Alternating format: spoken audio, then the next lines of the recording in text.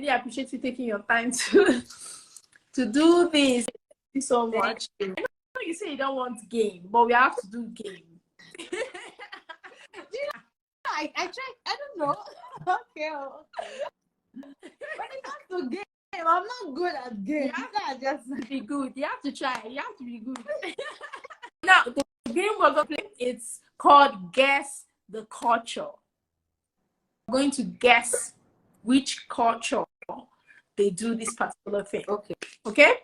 Okay. So, this culture celebrates Diwali, the festival of light, by lighting oil lamps, exchanging gifts, and enjoying fireworks. What country is that? Fire lights. Is it an African country? Diwali. Diwali. Yeah, the name of the festival is Diwali. That means from Tanzania? No. I have no idea. The Brazilians. It's Diwali. In India, they do this festival they call Diwali. Okay. They exchange gifts, they light oil lamps and all. I was even thinking of this, maybe Brazilian people. You know, Brazilian people, they do more like yeah. But this is Diwali because they have different thing they do in India. So they have one, I think it's called Holi or something like that, where they splash colors. Okay. But Diwali is different. They light lamps and exchange gifts, do like lots of fireworks and those kind of things. Oh wow. I didn't know. It's good that you didn't know as well. I mean, now you have learned. I'm not so good at this. Okay, let's dive right into today's episode. I'm waiting. Have you ever dated someone from different race before, or is this your first interracial relationship? Yeah, and also I would like to know if you haven't, like, you also dated someone from a different ethnic background. What was your experience with all of that? Yes, dating someone from a different ethnic like me was nice to me. I enjoyed it because I dated an Igbo boy, and I can say well about it. Yeah, you know, it was brought up well, I can say. The only thing that actually separated us was distance. Yeah, I was actually dating my ex, which is my Igbo boyfriend. Yeah. Funny enough, like, right? Sometimes I still feel we did not break up. We just went our separate ways. Yeah. So then I met my husband. I met my husband when I was still dating my ex. So just my ex, the relationship was not that strong, right? Because he was far away and I was in school. Yeah. We were nagging here and there. Where did you go to? Blah, blah, blah, blah, blah, blah. So it was just getting too much for me. Yeah. Right?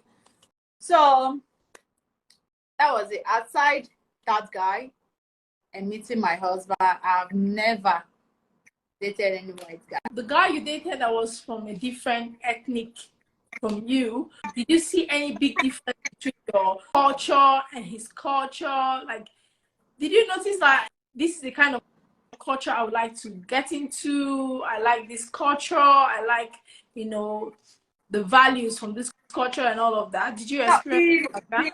The truth is, he grew up in Lagos, yeah? Okay. And he was not like the real Igbo guys. Yeah. So I didn't really see any culture, just that he was too bossy. When he's talking, you can even feel the bossness in him. Yeah, when he's talking. We started dating. He didn't really reacted much, which I got angry, Yes, because the truth is, if he had engaged me, like proposed to me, I would have accepted it because he was nice. He was loving. Yeah. He was just caring. But the problem is he was nagging too much and bossy too much. Yeah. That's the only problem I had. Yeah. And we were both in the school. We didn't go to his place to see culture and all that. Yeah. We were both in the school. You didn't experience? No. No, we didn't. I didn't meet. I did. Funny enough, I actually met his mother because he had no father. His father died a long time ago. So I actually met his mother when I was already married. Oh wow. Yeah, like we became friends. Yeah, even when I was dating my husband, I told him, like we became friends. So I told him that I met this guy, though he knew him when me and my husband was just friends. Like we're chatting on phone. So we're just friends before, we're still dating when me and my husband were just friends. Yeah. Said he suspected I was already dating, but that was a lie. I wasn't dating him there. We're just friends. Yeah. And so that was it. We became friends throughout the wedding preparation. I told him, but I'm not coming home with my husband, blah, blah, blah. I was just telling him everything. So even when I was married. But that's good. At least you guys had a good friendship. Yes, even till tomorrow we still have a good friend. My husband knows about him. And he's a good guy. He's a good guy. Yeah, he is. He is. Yeah. Anyway, let's dive into the second question. What motivated you to get married to someone different from your racial background? At the beginning, I wasn't thinking that I was going to be married to a white guy. Person.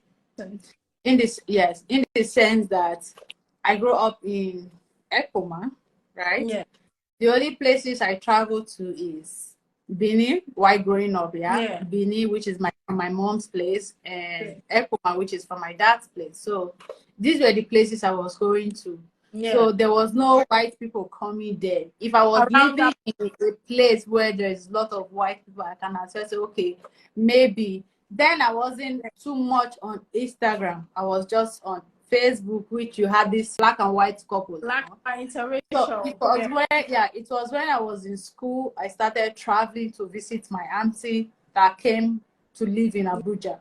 Yeah. So from there, I started seeing people dating white guys.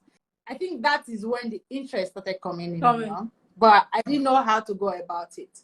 So I was like, when the poolside, you see these girls, beautiful girls with their husbands and all that, you just be admiring the beautiful kids. Yeah. This day that I met my white guy, I didn't even think it was going to lead to. Yeah, it was just like trying to defend him. Yeah. And that was it. But I love beautiful kids. I love half-caste children. Missing them, you're like, whoa. So I think that is the motivation. Yeah. When I was in Ekoma, the mindset was different. Yeah, of course. So, but when I came to a place where a lot of white people were living there with their wives and kids, I felt, okay, it's not bad. It's not bad. I mean, they're cute. My tech question: how did your family and friends react when they found that you were dating someone different from your race? I am white growing up. Everything I did, yeah, actually, I did most because of how I grew up. Yeah. Yeah. So, because of my family background, I hid a lot of things. Yeah. I did most of the things by myself. Do you understand? So, telling friends at the beginning was a no for me. I didn't tell friends. I kept it for a long time.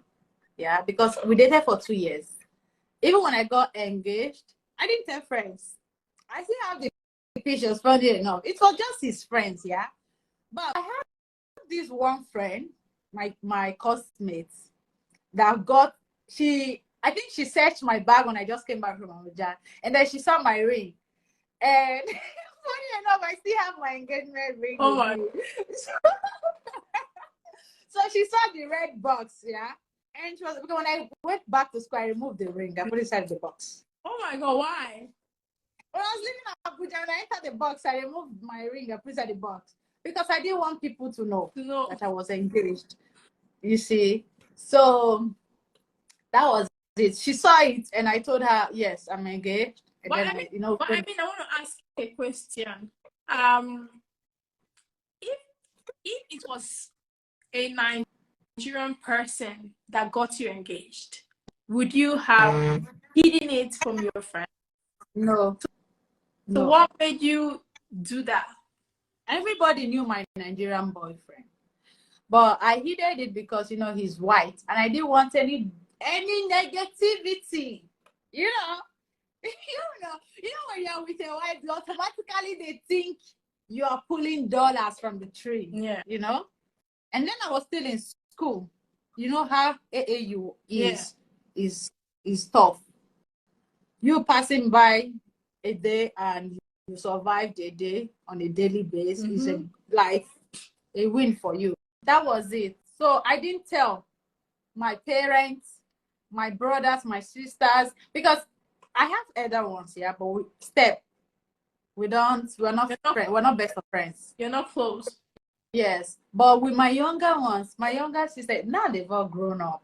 Then they were still small. Yeah. The one I'm older, my direct younger sister, immediate younger sister, I can't really tell her things because she's a church, more like churchy. You see, I was doing things by myself, So the only person I can tell certain things to is my mom. Your mom, yeah. But if I tell my dad, he will go and tell Steph because he has his favorites, So that's it. I kept it. It was only that my friend, and maybe she told someone else, but I didn't know. You didn't know. She kept it, yeah. Yeah. So it was after school during my graduation. I did my court marriage was June, yeah. I did my court before. So when I was doing my court wedding, I told my mom. I didn't tell my dad. I told my mom I was doing my marriage. I was planning. Yeah. I was planning to do my court marriage, and she was happy. The thing she said was, "Are you happy?" I said, "Yes." She said, "Is he taking care of you?" I said, "Of course he is." That was it. She was happy with me. Yeah. And that was it until my traditional day, which was October. Before October, August, after graduation, I told my father that I was getting married. I made him understand it was a white guy. The same question he asked, if I liked him, if I'm happy, that he knows I know what is best for me. So that was it. They took it well, actually. They were happy. I didn't tell them. I didn't tell them so that they don't share it. Yeah. I mean, I think the most important thing is that they were happy with it and they supported you with the whole, marriage thing, and nobody was opposing. And also, how did your in-laws take it? Like when I was dating, the first period we met, me and my husband, the first period we started dating, like we just started dating, he sent my pictures to them. They called, because I think according to his story, after a long time that he had a girlfriend, because after his ex-girlfriend, he didn't want to have a girlfriend again, because his own story, his ex-girlfriend left him because he had no car then. So he didn't want to do any relationship again. So these parents were actually happy to see this lady. That there's a woman, a new woman. Yes. So they were very happy. They took me in, and at the beginning I was their only daughter until when I started having girls. So that was really good. It's a blessing to have in-laws that accept you and want you to be a part of them, because not everyone has the same story. Not everyone has the same story like yours right now. A lot of people have gotten into families where they are not accepted, where bringing in a black woman into the family, it's a no, it's an abomination for them. Did I tell you what my father-in-law told me when I came into the family? When I came into the family 2016, when I went to Italy 2016 for the first time, and it was our honeymoon, we went to Lanzarote. When I went there for honeymoon, I got pregnant. On the honeymoon? Yes. So when we came back to Italy, I told my parents, after checking this thing. So they were very happy. And my father-in-law said he can't believe his wishes are coming true. Wow. And we said, what kind of wish? Like, what did you wish for? He said when he was a boy, he didn't want to give birth to kids. He wanted to go and adopt a black child. Oh, wow. I'm telling you that now he's having a mixed children, like white and black together. So he was so happy. Yeah. That's really interesting. Yes. You're blessed to have this kind of in-laws. Thank you. Anyway, how has your interracial marriage impacted your personal growth and development, all of that? It has really impacted. Yeah. It has really impacted me. If I'm to compare myself the way I am, like my present to my past, there's a big gap. Do you understand? It's obvious to the where I grew up from, how much it has really impacted in me. My thinking now is different. Yeah. It's quite different. My husband alone has really impacted in me a lot. Yeah. The things he does, the things he made me understand there are priorities. Of course. The difference between I want and I need. I need, of course. Yeah. He made me understand them. So it has really impacted in me a lot. That's the only thing. I mean, it changes also your perspective of how you see life. Of how I see life. Yeah. And how I used to see life. Yeah, of course. Yes. If you've never dated people outside your race before, it can do a whole transformation to you, because it's like, okay, I'm meeting this person from a different culture. You learn different things from that person, So yeah, it can be life transforming. Yes, definitely. Thank you for sharing that as well. And now the next question: how do you balance the culture that comes with both backgrounds? For now, I can't really say much for the for the kids. Yeah, I can't say much. Why I can't say more? Because we're living in Nigeria. My husband is living here. He knows the culture here. He sees how we do our things here. Of course. Yes. So most times, when I gave birth to Sophia, when she started growing up, backing of a child, was new to him at the beginning. But when he goes out, you see people see how they back their kids. I remember when I went to Dubai, a lot of people were snapping me. Like, they were snapping me. A lot of people are watching when I'm trying to put Sophia, because Sophia really, she got used to back that even when I'm inside the plane, I'll have to back her. When I'm everywhere, I have to back her, you see? So at the beginning, he didn't like it. And then again, scolding a child.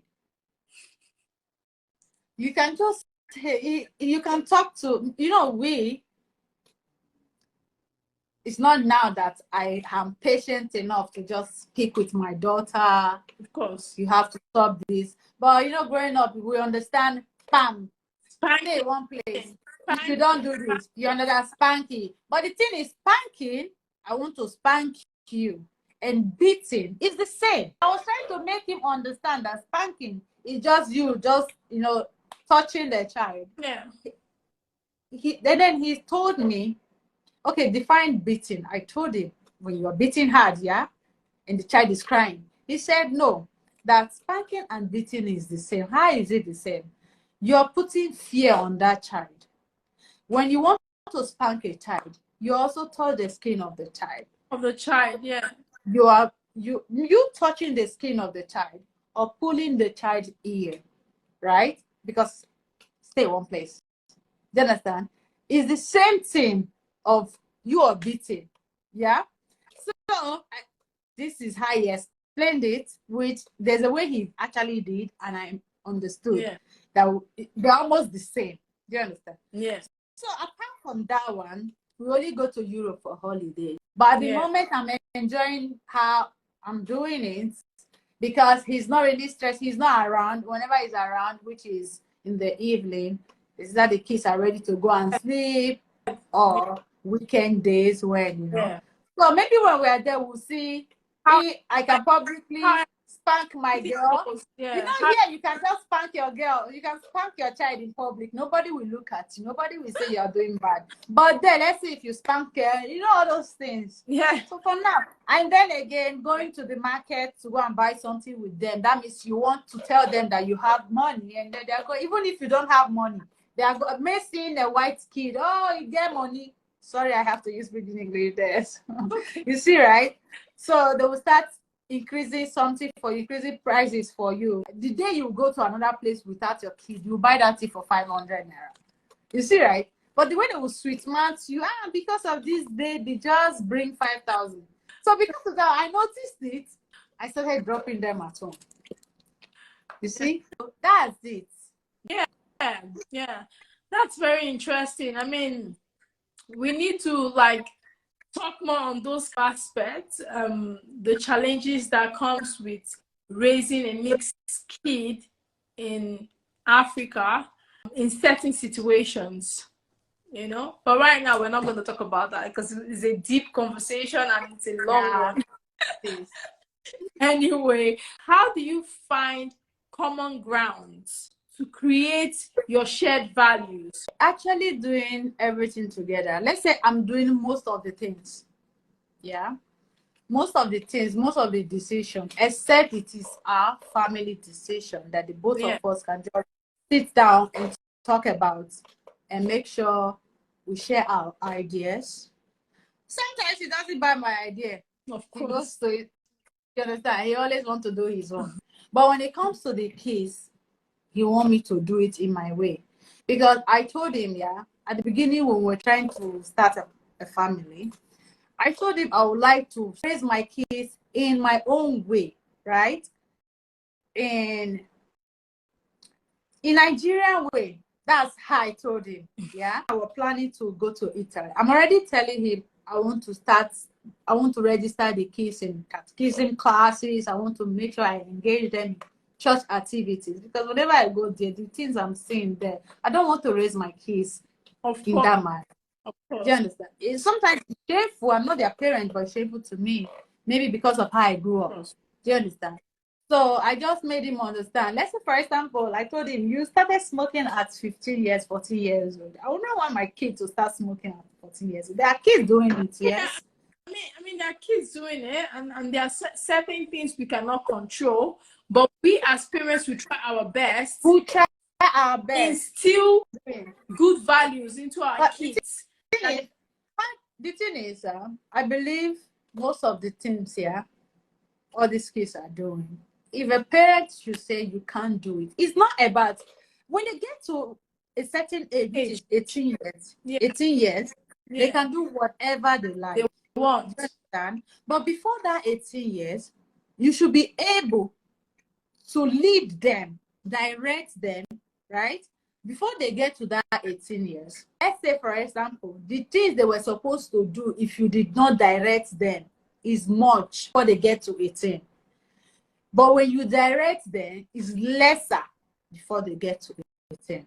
Do you understand? Yeah. So, for example, my idea is to put them, for example, let's just say, in a godly way, right? Yeah, of course. Reading Bibles, understanding Bibles, trying to make sure.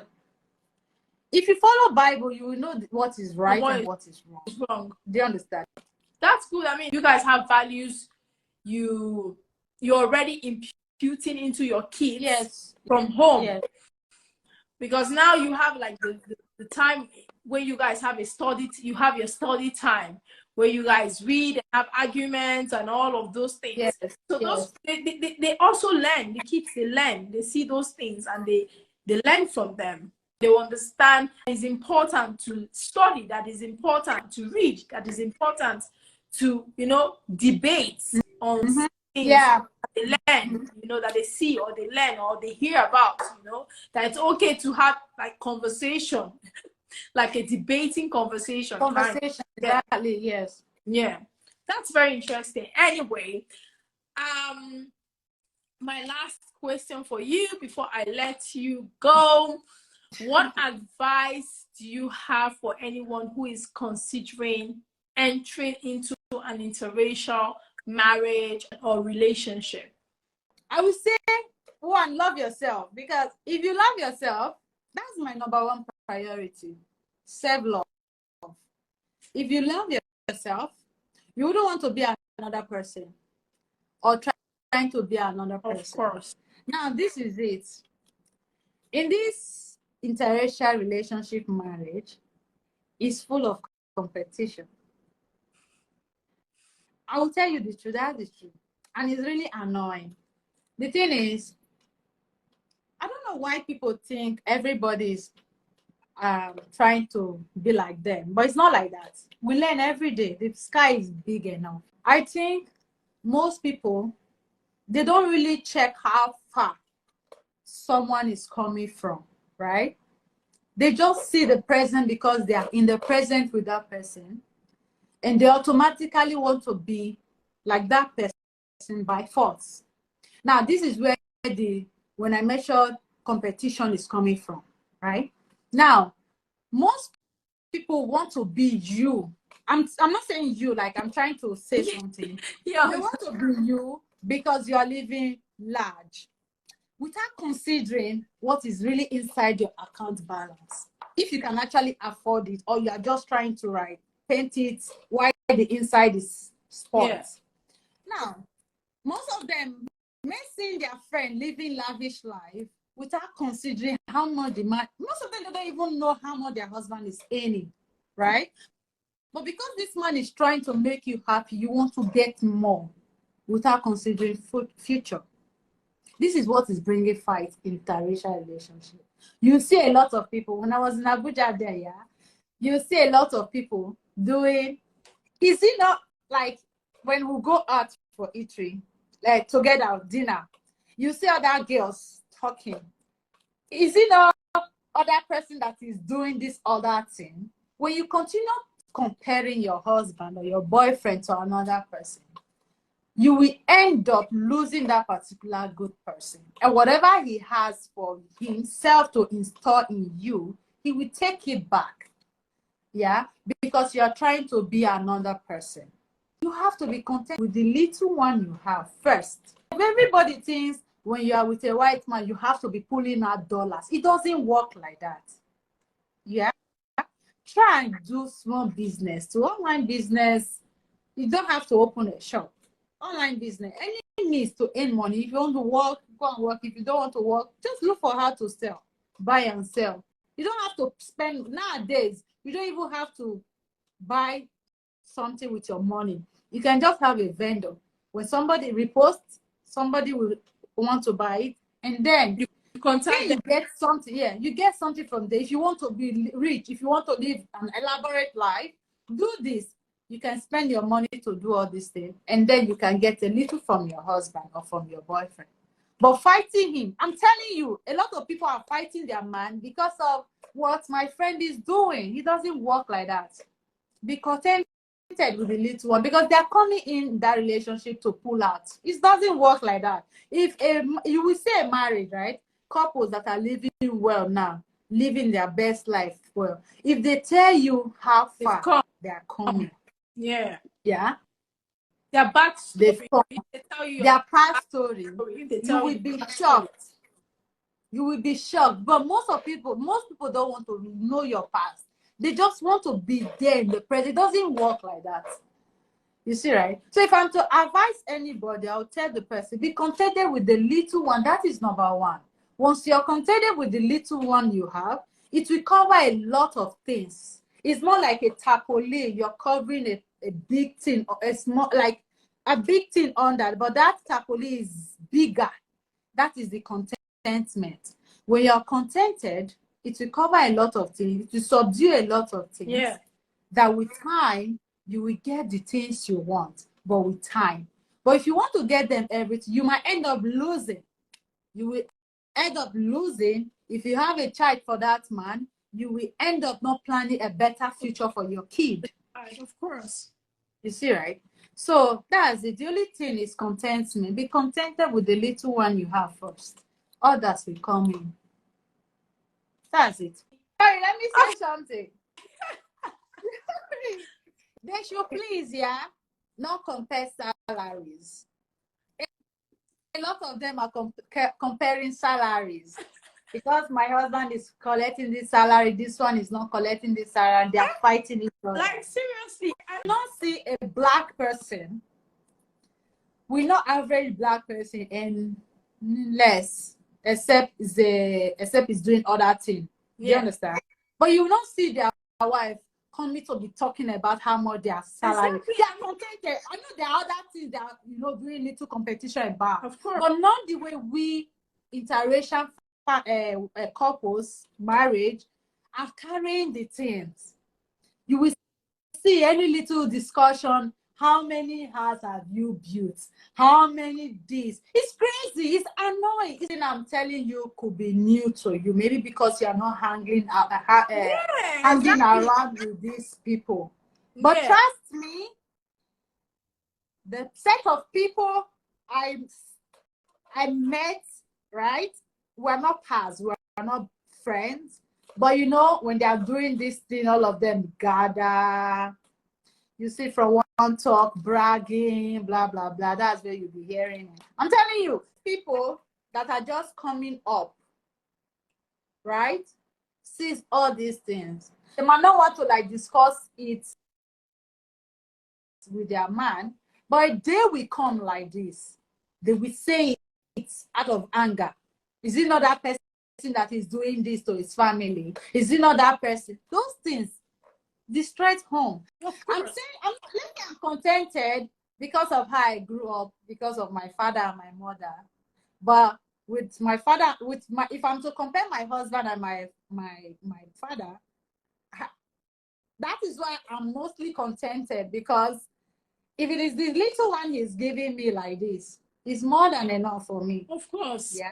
Of course. So that's why I'm not saying or causing problem in my home because of what everybody has different perspectives why they're going into interracial marriages.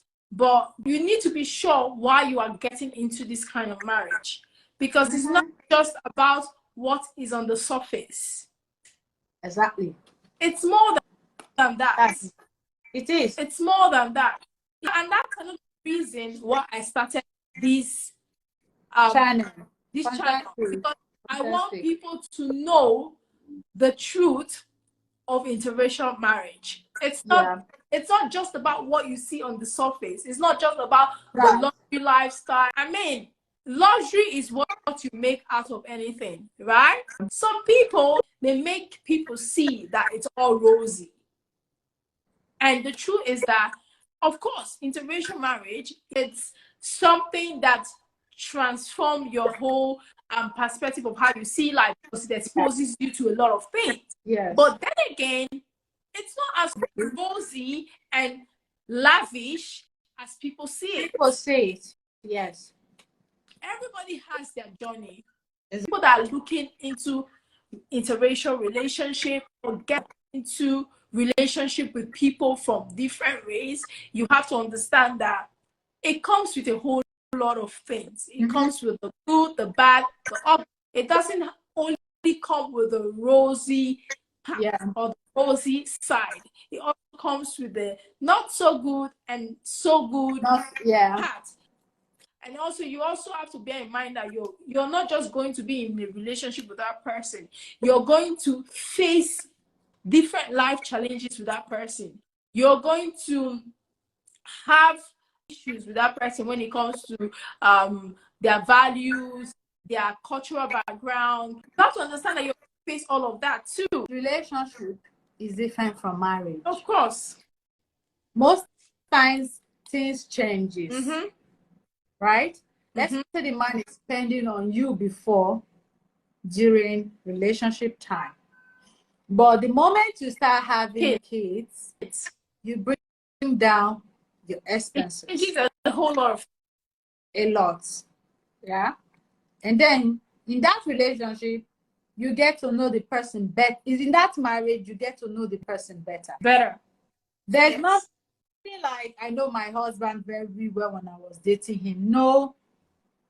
There are things inside the marriage I'll be like, oh, you did not do this thing. If you have done this thing before, I will not follow you.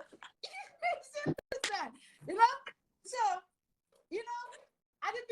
I knew my husband was. I was suspecting that he's not the adult person, but because it was a distance relationship. So whenever I come, I spend maybe just 4 days and I'm off again back to school. So whenever I come around, we're always out. But since I've been with him together, he doesn't go out. Yeah, and I'm the acting type. He doesn't go out. We go out once in blue moon. He prefers to stay in the house. You see, right? So sometimes I'll be like, you're too different from me. I'm not the kind of, this kind of talk. So that's what I'm trying to say. There are sometimes you'll be pissed, there are sometimes you'll be angry. If you're coming, don't think it's all rosy in the marriage. But it's trying to understand, balance each other, make each other understand and all those things. So that's it.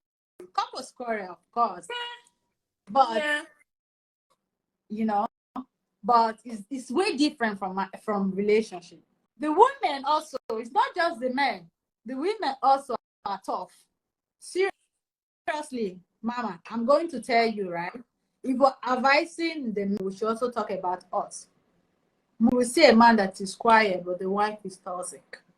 No, I'm not talking about you not having issue with your husband. If you're angry, say what you have to say. Because like me, for example, when I'm angry, when I'm really angry, that is the only time I pour out everything in my heart.